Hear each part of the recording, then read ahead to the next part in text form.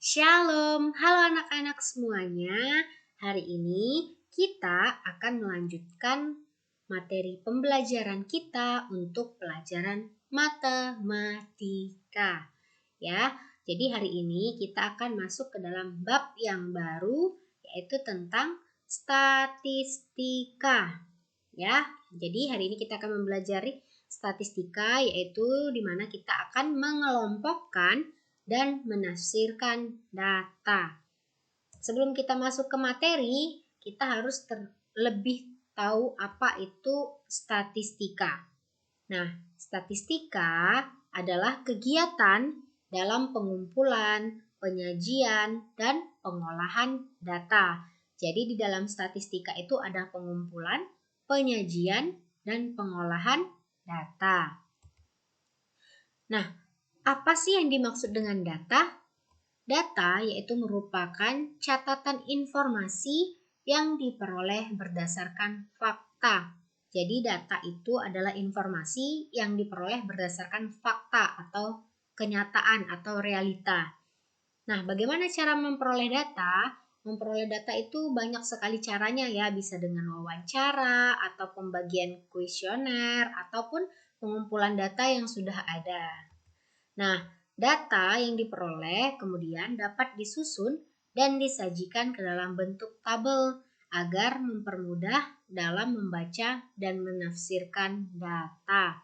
Jadi setelah kita mendapatkan data berdasarkan fakta, kemudian data tersebut dapat kita peroleh, dapat kita susun atau sajikan dalam bentuk tabel agar mempermudah dalam kita membaca dan menafsirkan data. Nah, pengolahan data, ya setelah kita memperoleh data tadi, kita akan mengolah data. Pengolahan data itu ada dalam beberapa macam, misalnya seperti diagram batang atau diagram garis. Nah, khusus hari ini kita hanya mempelajari tentang pengelompokan dan penafsiran. Nah, statistika sangat dibutuhkan sekali dalam kehidupan sehari-hari. Jadi statistika ini dibutuhkan ya dalam kehidupan sehari-hari karena agar mempermudah membaca dan memahami suatu data yang terkumpul. Kita masuk ke dalam contoh soal ya, cara untuk mengelompokkan dan menafsirkan data. Nah, misalnya di kelas 4 terdapat 20 orang siswa yang mengikuti ujian matematika. Nah, dari data yang diperoleh, nilai dari siswa tersebut sebagai berikut. Nah, ini adalah data ya, informasi yang diperoleh berupa fakta yang dimana nilai-nilai ini adalah nilai-nilai 20 orang siswa yang mengikuti ujian matematika. Nah, ini nilai-nilainya. Nah, nilai-nilai inilah yang akan kita kelompokkan dan kemudian kita tafsirkan datanya. Supaya paham, simak video ini dengan baik ya. Nah, ini tadi adalah nilai hasil ujian matematika siswa kelas 4 yaitu ada 20 orang. Nah, langkah pertama yaitu kita mengelompokkan data ke dalam tabel ya. Kita mengelompokkan data ke dalam tabel. Nah, ini contoh tabelnya. Jadi di tabel ini ada nilai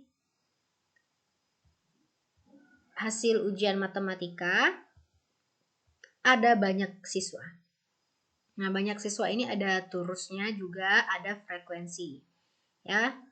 Jadi banyaknya siswa ini dikatakan dengan frekuensi. Nah, nilai hasil ujian matematika ini apa yang akan kita isi? Yaitu adalah angka ke-20 di sini. Ya, nilai ke-20 siswa di sini itu yang nilai yang akan kita masukkan, yaitu nilai angka yang berbeda, ada angka 80, ada 70, 100, 90, dan 60. Apakah ada angka yang lain yang berbeda?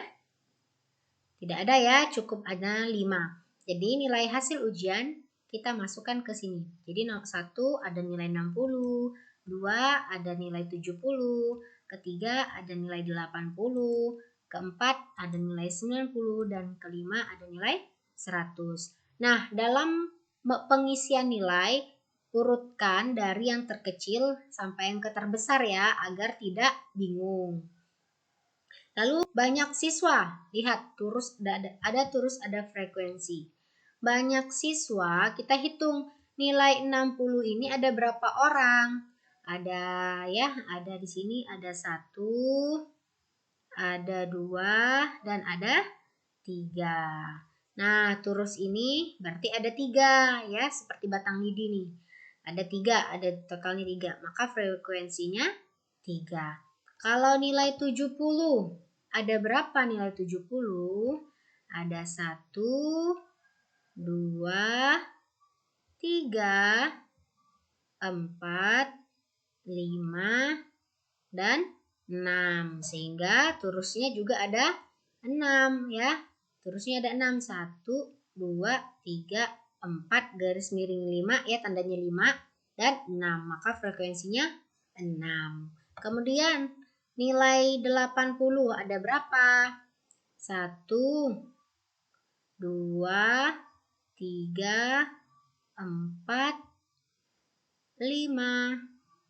Ya, berarti ada 5. Ya, makanya ada 1, 2, 3, 4 dan garis miring 5. Itu tanda, maka frekuensinya ada 5. Kemudian nilai 90. Nilai 90 ada 1, 2, 3, dan 4. Ya, ada 4, maka frekuensi 4. Nilai 100 ada berapa orang? Ada 1, 2. Ya, hanya ada 2. Kemudian di sini ada jumlah. Jumlah yaitu artinya jumlah banyaknya siswa. Kita hitung 3 ditambah 6, 9, 9 ditambah 5, 14, 14 tambah 4, 18, dan 18 tambah 2 hasilnya 20. Nah, anak-anak, data tadi kan total anak-anaknya ada 20, sedangkan banyak siswanya di sini ada 20. Berarti data yang telah kita buat ini betul ya. Nah, jadi kalau misalnya kalian mengelompokkan data dalam tabel, pastikan jumlah banyak siswanya sama dengan yang terdapat di dalam soal. Nah, setelah kita mengelompokkan data ke dalam tabel, ya, kita akan menafsirkan data tersebut, ya.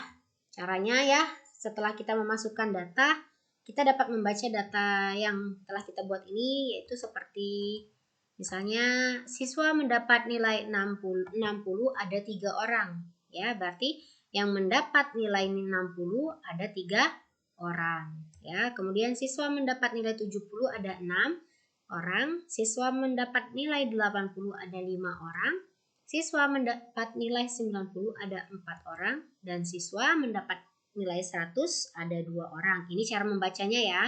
Nah, selanjutnya data ini akan kita tafsirkan, sehingga data dapat kita tafsirkan berdasarkan data tersebut, yaitu nilai 70 merupakan jumlah nilai yang paling banyak diperoleh siswa. Ya, berarti yang paling banyak diperoleh adalah 6 orang ya, yaitu nilai 70. Kemudian nilai 100 merupakan jumlah nilai paling sedikit diperoleh siswa. Nah, betul ya, 100 hanya ada 2 orang. Kemudian nilai terendah yang diperoleh siswa yaitu nilai 60. Jadi nilai terendah yaitu adalah nilai 60. Kemudian nilai tertinggi diperoleh siswa yaitu nilai 100.